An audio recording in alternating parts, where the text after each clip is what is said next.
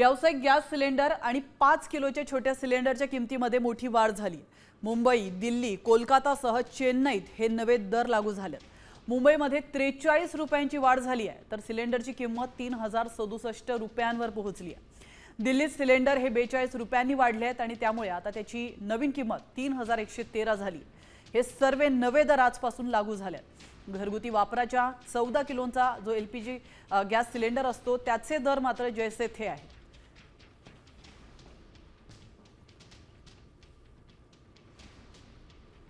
दरम्यान आतापर्यंत वर्षभरात किती दरवाढ झाली आहे पाहूयात ग्राफिक्सच्या माध्यमातून।